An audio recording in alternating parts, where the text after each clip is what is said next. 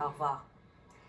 Et on continue également de suivre la situation à travers la province, ailleurs, à Rigaud, entre autres en Montérégie, où on retrouve Andy Saint-André. Andy, la décrue s'annonce longue. Il va falloir attendre quelques jours avant que ça commence. Exact, ça ne se fera pas en un claquement de doigts, Marianne. Écoutez, on est en déplacement au moment où on se parle, mais on est tout près de Rigaud, effectivement. Et si vous le voulez bien, tout de suite, on va aller en image, justement, à Rigaud, puisqu'on revient de là. Marianne, l'eau a considérablement augmenté, je dois dire, ces derniers jours, et on s'attend à ce que ça se stabilise ou que ça monte encore un peu de ce côté-là, et un peu à l'image de d'autres municipalités et d'autres régions un peu partout au Québec.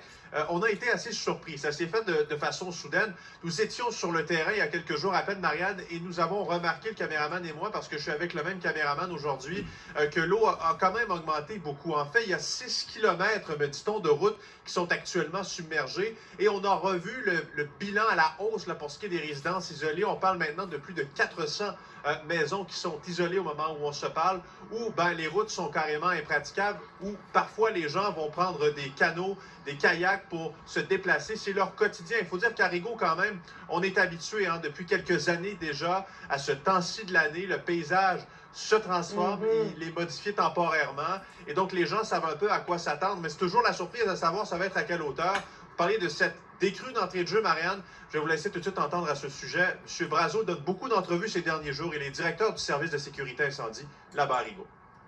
Ce qu'on s'attend présentement, si la température, si les précipitations restent comme c'est là, nulles, pour les prochaines 72 heures, on s'attend à atteindre un plateau, peut-être en fin de journée aujourd'hui ou demain dans la journée, pour après ça amorcer une décrue très très lente à partir de samedi.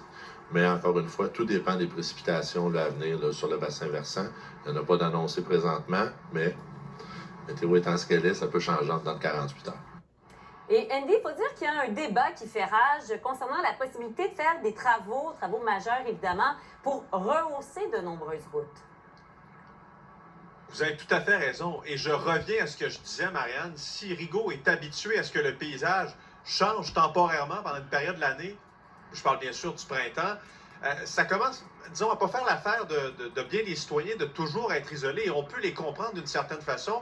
Et il y a certains citoyens qui demandent à ce qu'on rehausse certains chemins pour éviter, pour que les années suivantes, les prochaines années, parce que probablement que ça va encore arriver, qu'on puisse au moins circuler et sortir de chez soi, pouvoir emprunter les chemins, que ça soit accessible et qu'on ne se retrouve pas isolé. Il faut vous dire que la mairesse, en tout cas Mme Frégault, que j'ai rencontrée tantôt, ne semble pas trop chaude à l'idée, dit que c'est pas elle nécessairement qui va prendre la décision, ça va être l'ensemble des élus.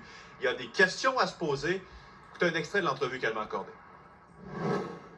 Beaucoup de citoyens demandent à ce que les chemins, certaines routes, soient rehaussées. Parce que là, plusieurs se retrouvent isolés. Est-ce que c'est une possibilité? En fait, c'est tous les élus qui vont avoir à répondre à cette question-là.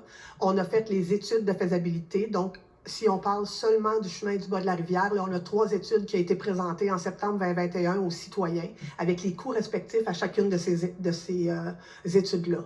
On n'a pas fait les coûts pour les études pour les 22 chemins qui sont touchés présentement. Donc, si on va de l'avant avec un, il va falloir aller de l'avant avec tous. Pour une municipalité de 8200 personnes, il faut se poser la question à savoir, est-ce qu'on a les reins assez solides pour le faire?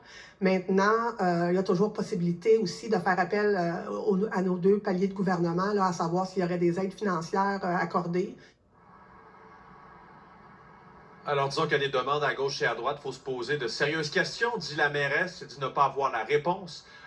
Mais en tout cas, il y a ce débat qui fait rage présentement à Rigaud parce que plusieurs centaines de personnes et des résidences du même coup se retrouvent isolées au moment où on se parle. Absolument. Merci beaucoup, Andy. Au revoir.